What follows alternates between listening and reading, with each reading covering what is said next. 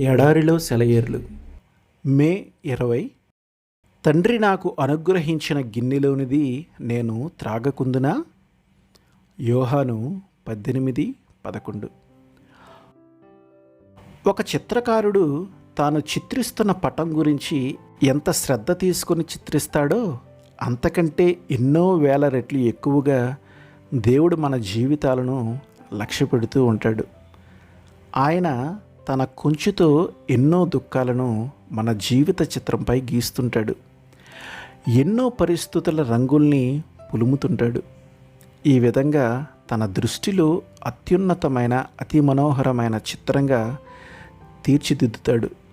ఆయన ఇస్తున్న చేదును సవ్యమైన భక్తి ప్రపత్తులతో మనం జీర్ణం చేసుకోగలగాలి.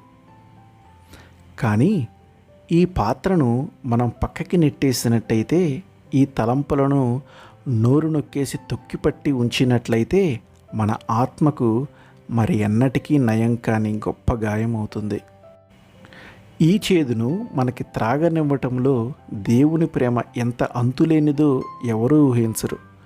కానీ మన ఆత్మక్షేమం కోసం మనం తప్పకుండా తాగవలసిన ఈ చేదును మన ఆత్మ మాంద్యంలో మత్తులో పక్కకి నెట్టేస్తాం. ఆ పైన అయ్యో ప్రభు, నేను ఎండిపోయాను, నాలో చీకటి నిండింది అంటూ మనం దేవునిపై ఫిర్యాదులు చేస్తాము. నా ప్రియమైన పిల్లలారా, బాధకి మీ హృదయాల్లో చోటివ్వకండి. మీ హృదయం అంతా భక్తి పారవస్యాలతో నిండి ఉండటం కంటే వేదనలు నిండి ఉండటమే ఎక్కువ ఆత్మీయ అభివృద్ధికి మూలం. దేవా, బాధని తొలగించు, ఆక్రోశించాడు మనిషి. నువ్వు చేసిన ప్రపంచాన్ని చీకటి అలుముకుంది.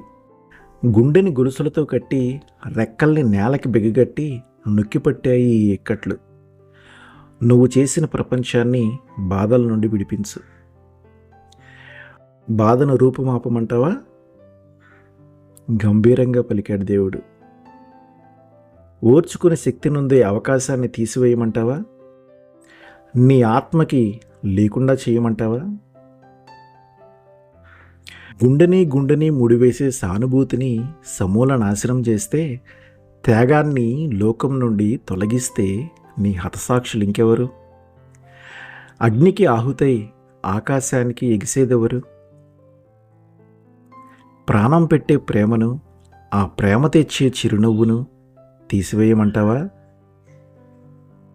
క్రీస్తు సిలువకి ఎగబ్రాకే కరుణాశక్తిని నీ జీవితం నుండి తీసివేయమంటావా?